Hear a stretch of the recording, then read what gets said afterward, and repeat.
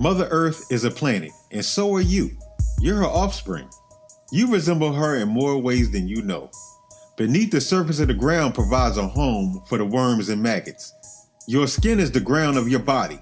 Beneath your skin lies worms and maggots. To be more clear, if you were to dig up a grave from 100 years ago and open the coffin, the skin of that body turned into dirt. Inside of the dirt is worms and maggots. The earth is made of iron and minerals, along with the inside of your body. Osain is the tree that grows from the ground. As you grew up, you also grew from the ground. As a tree is cut down to the stump, you'll see that it has a unique print that cannot be duplicated. That print shares no identity with no other tree. Open the palm of your hands and look at your fingerprints. Your fingerprints cannot be duplicated. Not even your offspring can duplicate your fingerprints. The same as the stump of the tree. Your fingerprints don't share the same identity with any other human. A tree has roots.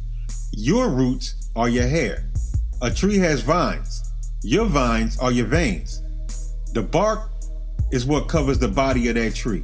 Your biggest organ is your skin, and that covers the body of your flesh.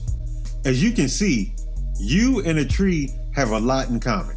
A tree grows fruits that's filled with seeds, and those seeds can potentially grow more trees that bear more fruit. Your fruit are your children. Your son have the ability to produce seeds, and your daughter have the ability to grow seeds to produce more trees. Trees grow to be different sizes, shapes, and colors. There are also certain trees that only grow in certain climates, but won't survive in others. We also share the same qualities.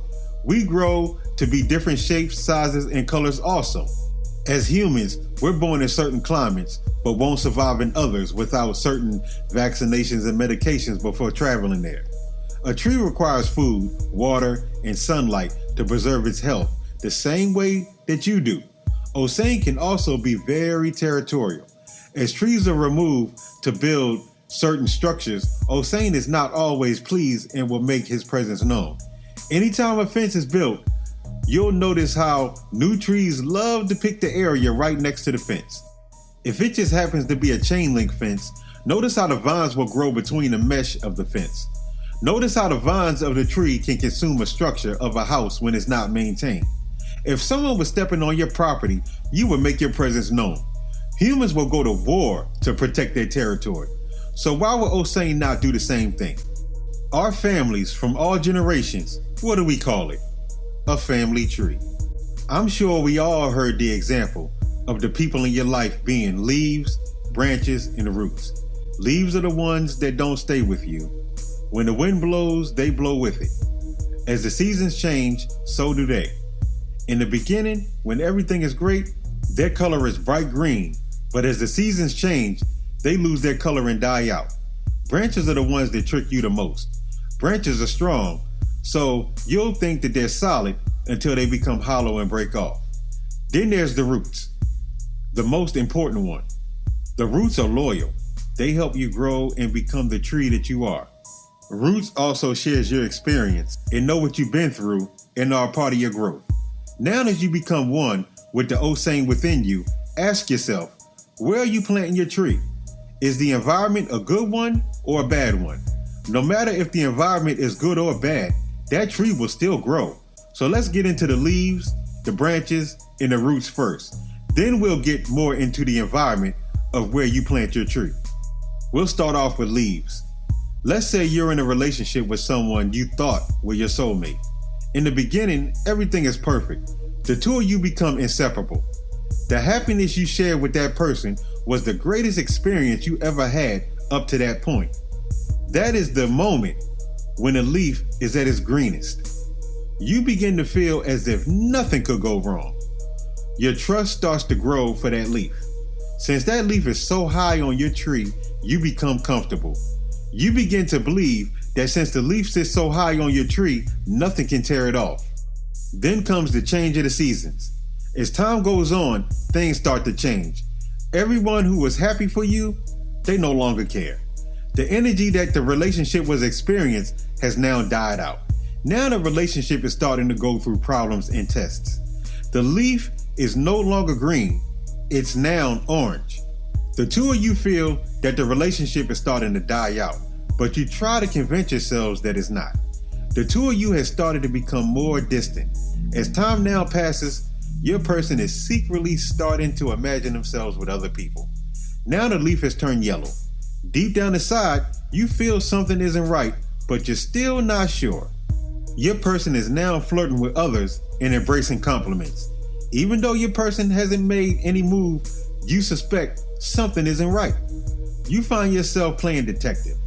Then the day finally comes to where your person has now opened the door with another person and is slowly closing the door on you. Now the leaf is brown. Your person has a new attitude.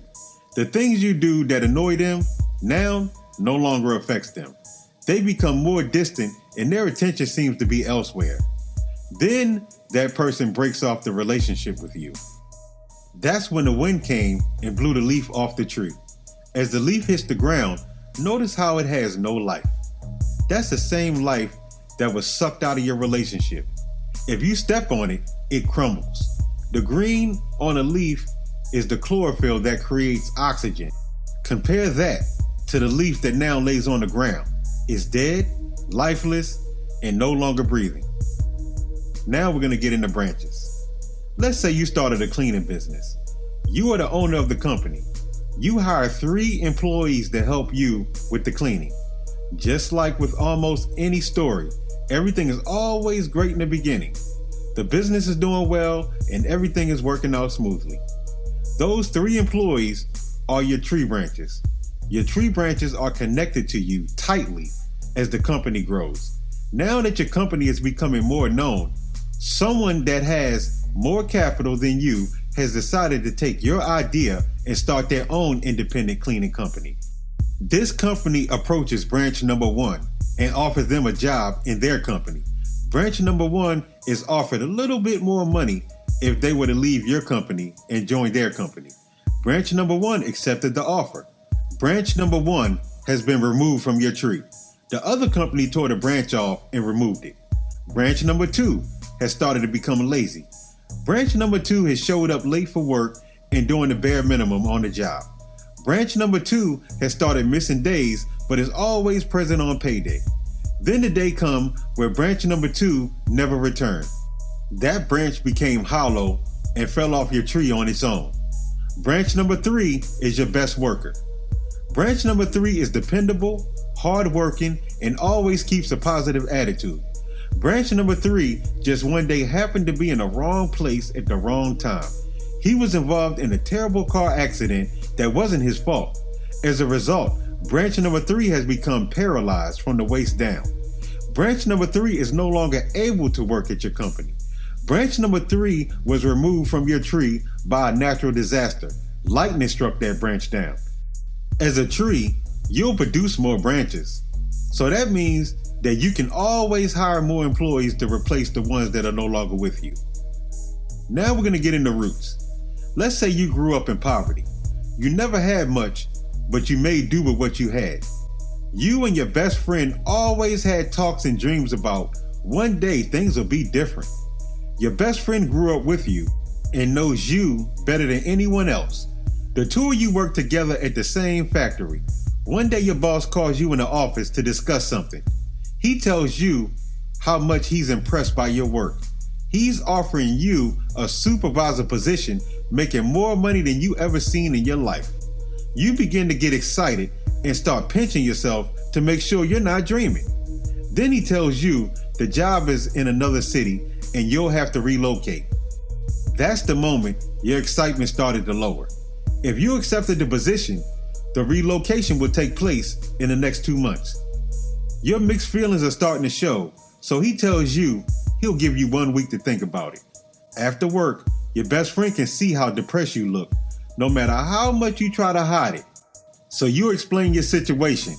Then you tell your best friend that you're really considering not taking the position. You don't want to leave them or the life you always knew behind. Then your friend goes off on you and immediately starts yelling at you. Your best friend tells you that you have a chance to better your life and you need to do it. Your friend then reminds you of the struggles you faced growing up, and that this is the one chance to remove yourself from poverty. Your friend is telling you what you need to hear and not what you want to hear. 2 months pass and you relocate and adapt to your new life. You and your best friend keep in touch by phone and social media. Within 3 years, you've been promoted to a higher position, and your best friend has been promoted also, but remains at the same location. Your best friend was the root that helped you grow. Without their words of encouragement, you would have remained stuck in the same place. Now let's get into tree environments. You are the tree, and depending on where you plant yourself, you'll grow in that environment. So let's go over an example of 2 different environments, the good and the bad. Let's say you were blessed with book smarts and street smarts. You're the smartest person in the classroom, but also a silverback in the concrete jungle. For anyone that's not in the US, the concrete jungle means the hood. You're an honor student, but yet no stranger to a jail cell. Exactly 4 days after you graduated high school, you and 2 other friends attempted to steal a car. The police were alerted. Once y'all knew they recognized the stolen vehicle, you and your friends tried to flee. Y'all quickly abandoned the car and took off on foot. Your friends got away, but unfortunately, you got caught. As you're serving your time in jail, you constantly thinking about what you will do upon your release. Just like SU with the crossroads, you know you have a decision to make. You now have to decide where you'll plant yourself once you're released. You're a very smart person, so you can survive in the good or bad environment. So let's go over both. Let's start off with the bad environment. You're now released, and the first place you go is right back to the concrete jungle / the hood. You plant yourself by immediately going back to the same bad influence friends of yours. They celebrate your release as they show their gratitude towards you for doing the honorable thing by not snitching. Y'all spent the rest of the night celebrating, but by the next morning, it was all back to business. For the next 2 years, business was great. All you now think about is how your criminal empire makes way more money than the job would ever pay you. You, being the smartest person in the crew, decided to graduate from stealing cars to now carjacking. Y'all went from crowbars and hot wiring cars to using guns and sticking up people at gunpoint. The process was faster and efficient, but yet it was risky. After 7 successful carjackings, y'all made a big mistake and carjacked an undercover police officer. Y'all had no idea that his car had a GPS tracker. The police were able to track you down quickly, and since you had guns, they came with plenty of backup. You decided you weren't going back to jail, so you took your chances taking the police on a high-speed chase. Trying everything you can to lose the police, you entered the highway driving in the wrong direction. You lose control and drive straight into an 18-wheeler tractor and trailer. Needless to say that none of you survived. Planting your tree in a bad environment results in you growing into making worse decisions. You've experienced much success when you were stealing cars. As you grew, you went from stealing parked cars to jacking people at gunpoint for their cars. The final results of planting your tree in a bad environment is having your tree chopped down by an 18-wheeler tractor and trailer. Now let's get into good environment. Let's rewind back to your release from jail. Now let's say you decided to leave your area and move in with your aunt who lives 847 miles away. The environment is much more different than you're used to. You now planted yourself into more greener pastures versus the concrete jungle. Your aunt's husband is a small-time booking agent and he wants to teach you the business. Never once does he bring up the fact that you were just released from jail. Instead, he takes a different approach and points out how brilliant you are. Up to that point in your life, you were used to people telling you that you probably would never amount to anything. This man who owes you nothing shows you your own potential that you weren't aware of. Being planted in this environment is already helping you grow. You take him up on his offer and join the business with him. With his knowledge for the business and your ability to communicate and connect with people, the two of you took the business to another level. With your youth and his experience, the business grew larger than expected.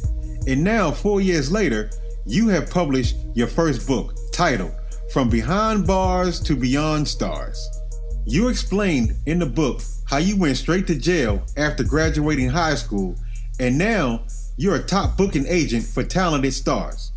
The good thing about the Osain energy within you is no matter how bad your environment is, you can always tear down that tree and replant it in another environment. Always keep in mind that no matter what environment you plant your tree in, it will grow and adapt to that environment, no matter if it's good or bad.